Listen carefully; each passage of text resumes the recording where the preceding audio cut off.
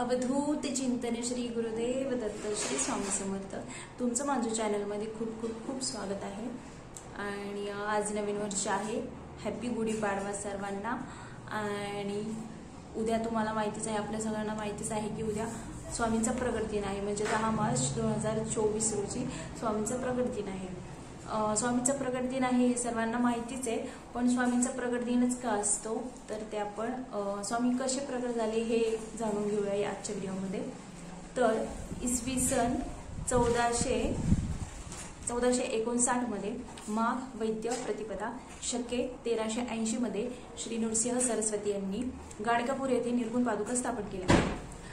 पादुका स्थापन झाल्यानंतर श्री शैल यात्रेचे निमित्त साधून ते कर्दलीवनात गुप्त झाले आणि त्यानंतर त्यांनी 300 वर्षाहून अधिक कर्दलीवनात खूप सारी तपस्या केली।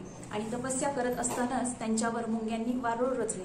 वारुळ रचल्यावर मग आता त्या वारुळातून बाहेर निघण्यासाठी किंवा प्रगट होण्यासाठी काहीतरी कारण हवंच आहे, तर त्यासाठी मग एके दिवशी असंच लाकूड तोडा एक होता उद्धव नावाचा, तर तो लाकडं तोडत असताना असंच जंगलामध्ये त्या कर्दलीवनात गेलेला तो। तर लाकडं तोडत असताना त्याच्या हातातून कुऱ्हाड निसटली आणि ती थेट त्या वारुळावर जाऊन पडेल। आणि वारुळावर जाऊन पडल्यानंतर त्यातून एक रक्ताची अशी धार अशी उडाली। तर त्यातून धार उडताच त्यानंतर लगेचच त्या वारुळातून एक भव्य दिव्य अशी मूर्ती प्रकट झाली। आपल्या हातून या महापुरुषाला जखम झाली म्हणून उद्धवाला खूप दुःख वाटले आणि त्याचबरोबर त्याला खूप सारी भीती पण वाटत होती।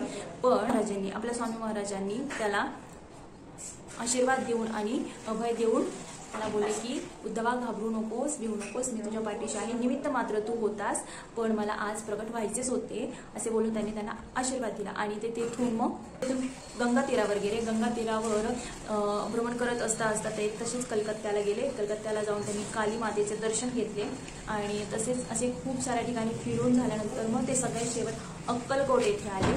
अक्कलकोटमध्ये आल्यानंतर प्रथमतः ते अक्कलकोटमध्ये यायच्या अगोदर एक गुरे राखणारा मुलगा होता स्वामी, त्याला रोज दिसत आणि त्याला विचारत मी तुमच्या गावामध्ये येऊ का आणि असं विचारत असत। आणि मग तो एके दिवशी हो या म्हणाला आणि त्यानंतर मग ते अक्कलकोटात गेले। आणि त्याच्यानंतर मग ते पहिल्यांदा अक्कलकोटमध्ये गेल्यानंतर ते पहिले खंडोबाच्या मंदिराच्या तिथे गेले आणि तसे स्वामी प्रगट झाले।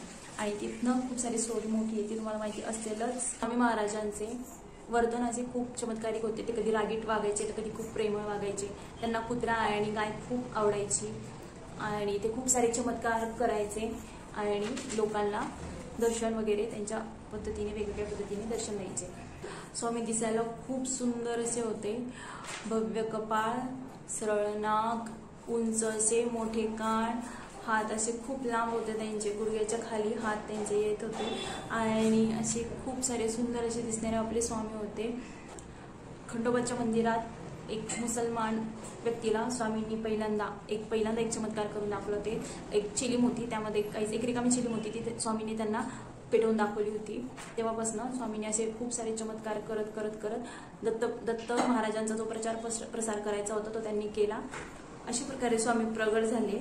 आणि ही स्टोरी थोडक्यात जेवढी मला माहिती होती तेवढी तुम्हाला सांगण्याचा प्रयत्न केला। आवडली असेल तर नक्कीच लाईक करा, शेअर करा। तुम्ही माझ्या चॅनलवर नवीन असाल तर प्लीज सबस्क्राईब करा, व्हिडिओजला लाईक करा, शेअर करा। तोपर्यंत श्री स्वामी समर्थ। धन्यवाद। स्वामी दिनानिमित्त हार्दिक शुभेच्छा, हॅपी गुढीपाडवा।